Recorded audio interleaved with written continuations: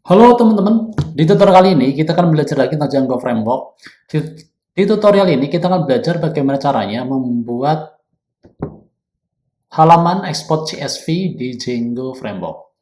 Pastikan juga teman-teman telah mengikuti tutorial lainnya di YouTube channel di Harovina Tutorial. Nanti teman-teman bisa memilih yang playlistnya adalah Django Intermediate. Di sini saya telah mengupload beberapa sampel video tutorial yang bisa teman-teman ikuti. Oke, pastikan juga teman-teman telah berada pada mode Python Virtual Environment. Kemudian setelah itu nanti teman-teman bisa men-setup Django project-nya. Dan bagaimana cara men-setup Django project-nya, nanti teman-teman bisa mengikuti tutorial ini dari awal. Di tutorial ini saya telah membahas bagaimana caranya kita membuat sebuah Django project dan bagaimana juga caranya kita men-setup environment untuk Django project. Oke, kita langsung ke tag editor.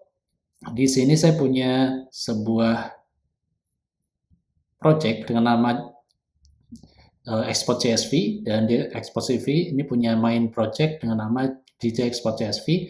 Kemudian saya akan nanti membuat sebuah form atau sebuah list halaman untuk halaman list yang nanti akan kita ekspor ke dalam bentuk CSV. Dan di tutorial ini saya menggunakan MySQLite.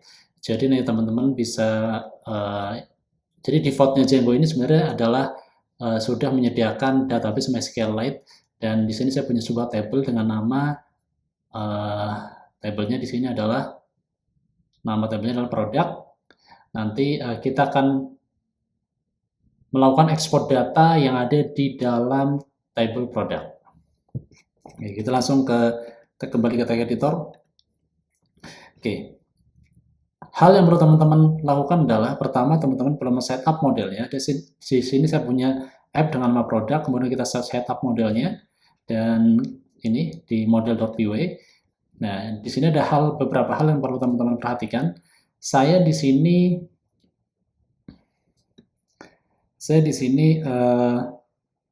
punya sebuah table dengan nama produk, dan saya mengextend sebuah kelas. Nama kelasnya adalah create updated. Jadi kelas ini itu berisi dua buah field, yaitu created date dan updated date. Jadi nanti field ini akan ketika kita melakukan create atau insert data, nanti otomatis dua field ini create atau update data, nanti dua field ini akan terisi secara otomatis. Di dalam tabel produk kita punya sebuah field dengan punya beberapa field. Pertama ada product name, HPP atau harga pokok penjualan, dan harga jual. Ini harga pokok penjualan, tipe datanya adalah integer, harga jual juga tipe datanya adalah integer, dan product name tipe datanya adalah variable karakter atau varchar. Oke, kita lihat di halaman web di sini. Ini adalah nanti tampilannya akan seperti ini. Tampilannya di sini ada nama produk, ada harga pokok penjualan, ada harga jual, dan ada created date dan updated date. Oke, sekarang setelah teman-teman membuat modelnya, teman-teman bisa merouting URL-nya terlebih dahulu, atau teman-teman bisa ke views.py. Kita bikin halamannya dulu. Kita untuk membuat halaman seperti ini, jadi teman-teman setup dulu di sini sebuah kelas dengan nama product view. Namanya saya namakan di sini kelas product view, extend template view. Nah, nanti template name-nya saya simpan di directory product, ini saya tempel. Jadi teman-teman untuk men-setup page template-nya, yaitu page template-nya tinggal bikin sebuah directory dengan nama templates, tapi sebelumnya teman-teman harus melakukan konfigurasi templating di main project, kemudian berpindah ke setting.py. Nah, pertama import dulu. Teman-teman perlu mengimport OS, kemudian berpindah ke bagian template. Dan ini hal yang paling penting di sini ya. Jadi settingnya di sini tambahkan os.path.join. Ini adalah base dir, kemudian base dir itu mengacu pada ini ya. Kalau kita sebenarnya udah di Django itu sudah ada base dir. Ini default dari si Django. Kemudian kita tinggal menggunakannya aja, tinggal base dir template. Base dir template. Template ini adalah nama directory. Kita sudah membuat direktorinya, kemudian sesuai dengan yang ada di views.tw tadi, produk index.html. Teman-teman bisa buka, create, setelah membuat direktori template, teman-teman bisa membuat direktori produk, kemudian index.html. Oke, selanjutnya bagaimana untuk mengekspor CSV? Karena nanti ketika kita klik import export to CSV, dia nanti akan mengekspor sebuah file CSV. Jadi caranya adalah kita bikin dulu sebuah file. Sebenarnya bisa digabungkan juga di sini ya, tambahkan juga di views.tw, tapi di sini saya membedakan, saya bikin sebuah file baru dengan nama export.csv. Library yang kita butuhkan adalah pertama import CSV, jadi kita perlu mengimport sebuah library dengan nama CSV, kemudian date time, terus setelah itu kita import modelnya. Dan jangan lupa kita juga perlu mengimport HTTP response, ini adalah library HTTP dari si Django. Oke, pertama yang perlu teman-teman lakukan adalah teman-teman perlu men-setup file name-nya. Jadi ketika halaman ini atau fungsi ini dipanggil, nanti kita akan mereturn content type-nya adalah CSV, kemudian HTTP ya, ini HTTP ya, jadi bentuknya dalam bentuk HTTP. Kemudian content type-nya adalah CSV, dan header-nya ini teman-teman perlu ditambahkan content disposition, attachment, file name, dan content disposition-nya adalah attachment. Terus kita setting file name-nya export CSV. Kemudian di sini saya tambahkan format date time ya. Jadi nanti di filenya ada export underscore CSV underscore date time now ya. Format tanggal pada hari ini. Setelah itu kita bikin write response CSV writer ya. Jadi kita gunakan library-nya, menggunakan csv.writer response-nya. Jadi kita respon header-nya kita masukkan ke dalam format CSV. Kemudian kita bikin write row. Pertama, CSV itu pertama selalu ada header-nya. Jadi kita setup header-nya terlebih dahulu sesuai dengan yang ada di sini. Pertama adalah nama produk, kemudian ada harga pokok penjualan, ada harga jual, ada created ad, dan updated ad. Setelah itu kita panggil produk model, kita panggil modelnya. Ini adalah digunakan untuk product.objectAll. Jadi kita akan memanggil semua data yang ada di tabel produk. Ini diambil dari mana? Ini diambil dari model.pw ini. Product.model.pw, kalau kita lihat, kita klik. Nih. Produk. Nah, ini kan ada di kelas produk, diambil dari kelas produk yang ada di file models.pw. Oke, selanjutnya apa yang perlu kita lakukan setelah kita memanggil datanya, kita bisa mengekstrak data menggunakan for. Jadi cara seperti ini, for ini ada variabel, ini tinggal bisa kita ganti sesuai dengan keperluan. Terus terus ini adalah variabel model yang sudah kita bikin. Jadi kita sebelumnya udah bikin sebuah variabel tentang nama produk, isinya adalah semua data produk yang ada di tabel produk. Nah, baru kita tambahkan lagi write row. Nah, ini yang kita ulang ya, kita lakukan looping di sini. Jadi ini isinya nanti akan berisi semua data yang ada di tabel produk. X product name, X HPP ini nanti bisa teman-teman ambil dari sini. Disesuaikan dengan keperluan. Oke, kita kembali ke export.csv. Setelah itu baru kita respon ya, kita return respon. Jadi baru setelah itu kita melakukan return respon.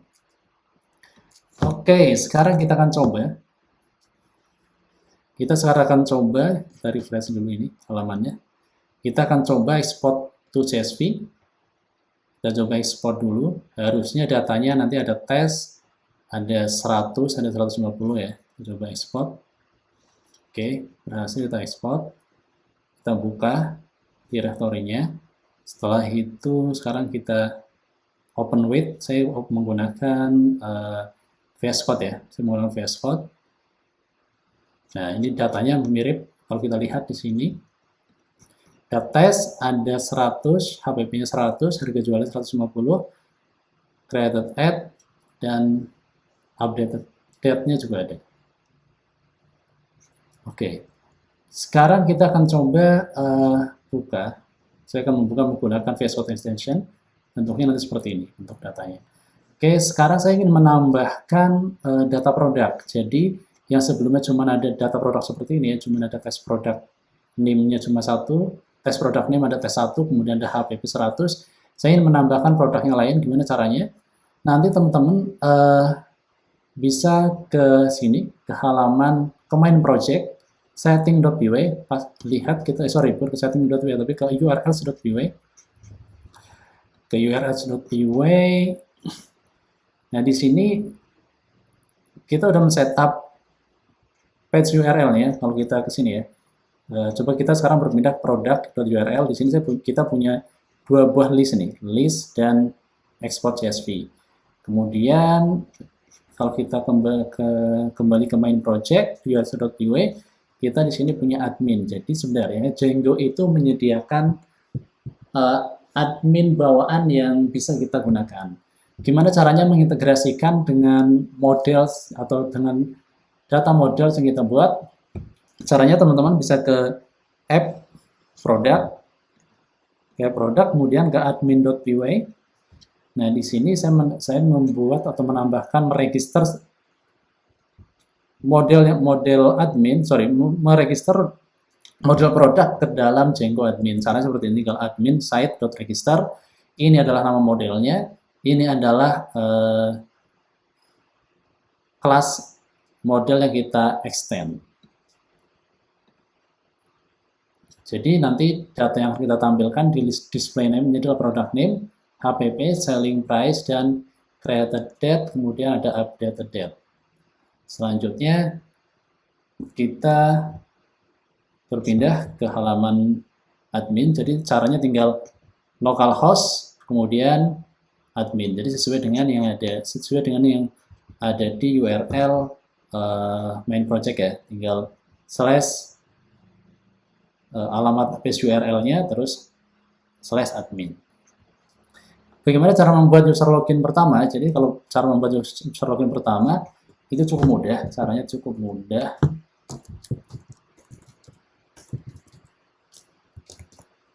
Clear, cara cukup mudah. Jadi tinggal misalnya seperti ini, tinggal Python manage PY, create super user,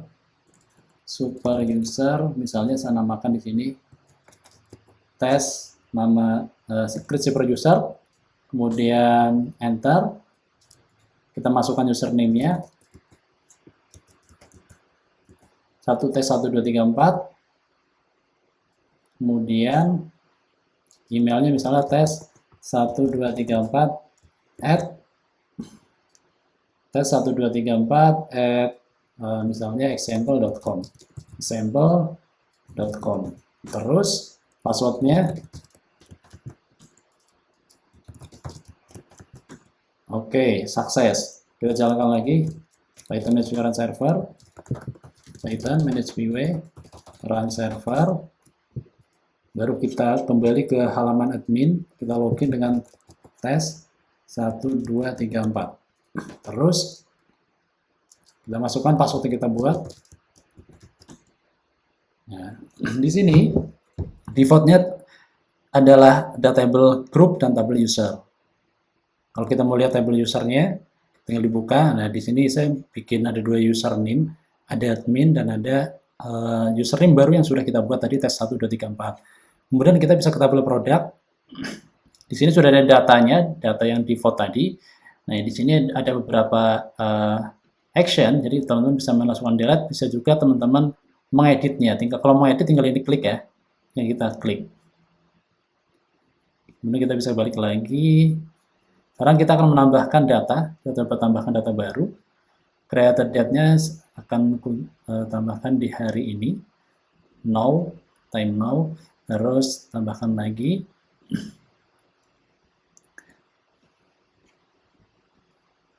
Produk name-nya misalnya kacang panjang, terus HPP-nya misalnya 1200, kemudian harga jualnya adalah misalnya 1700. Tinggal kita save. Nah, ini sudah kita update. Kita coba sekarang kita lihat di page product. Kita refresh. Harusnya udah muncul kacang panjang, dan nanti teman-teman setelah ini tinggal melakukan ekspor. Tinggal ini, export to CSV. Kalau kita ekspor lagi, misalnya kita ekspor, harusnya datanya kita sudah buka ya di VS Code, di tag editor. Nih, udah datanya sudah berhasil kita ekspor ke dalam bentuk CSV. Oke, teman-teman, demikian tutorial singkat bagaimana caranya membuat fungsi ekspor CSV di Django Framework. Selamat mencoba.